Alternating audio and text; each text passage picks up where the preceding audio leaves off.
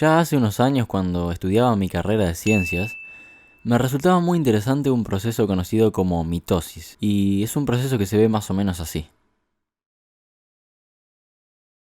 Y lo gracioso es que hace un par de meses tuve que hacer un trabajo 3D parecido, y como no estoy acostumbrado a trabajar con este tipo de formas, investigué la manera de lograr animaciones como las de este video, por ejemplo.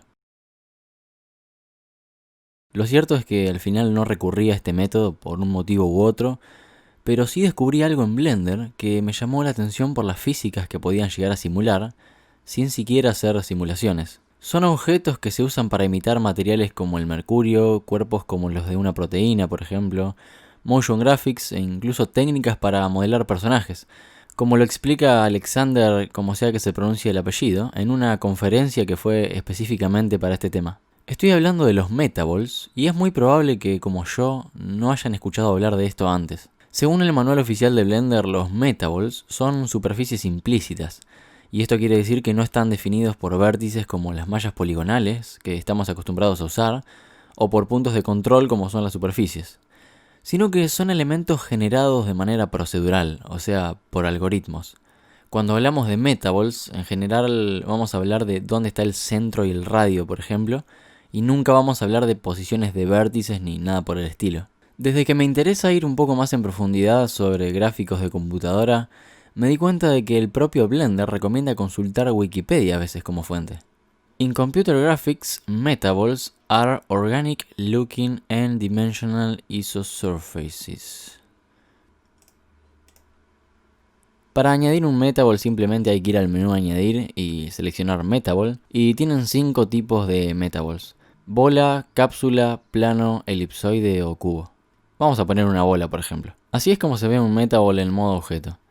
Como podrán ver, acá hay una pestaña de propiedades de los datos del objeto, y van a ver unas pocas, como por ejemplo la resolución en el viewport y la resolución en el render. En este caso voy a ponerle 0.1. Probablemente lo más llamativo de las metaballs es que si por ejemplo yo duplico una con Shift D, voy a generar otra e interactúan de esta manera.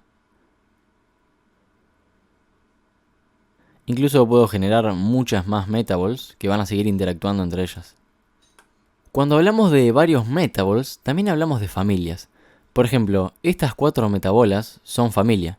Este metaball, que no tiene ningún número, se llama metaball padre, y es este. El resto son metaballs hijos, podríamos decir. Podrán notar, por ejemplo, que si voy seleccionando los hijos, se seleccionan individualmente, pero si selecciono metaball padre, se seleccionan todos. Una curiosidad es que si por ejemplo quiero que un metaball deje de formar parte de la misma familia, simplemente basta con cambiarle el nombre. Otro nombre. Y ahora ya este metaball no va a interactuar más con el resto. Si van a modo edición, el anillo rojo es el anillo de selección, y el anillo verde es el anillo de influencia. Por ejemplo, si escalo el anillo de influencia, van a ver que el valor de stiffness va aumentando. La influencia básicamente es qué tanto afecta un metaball sobre otro. La diferencia con Influence Threshold es que básicamente esta es la influencia para toda la familia. Stiffness solo es la influencia para un elemento individual. Hay otra propiedad en modo edición que se llama Negative. Si ustedes lo cliquean van a ver que desaparece el metaball. Pero si añado otro metaball, van a ver que cuando acerque el último metaball al primero, que tiene la casilla Negative activada, van a obtener algo como esto. Interesante, ¿no? Básicamente Negative controla si la influencia es negativa o positiva. Una influencia positiva sería como una atracción, lo que significa que las mallas se van a estirar a medida que se vayan acercando los anillos de influencia. El efecto contrario sería una influencia negativa, y en este caso los objetos se repelerían entre sí.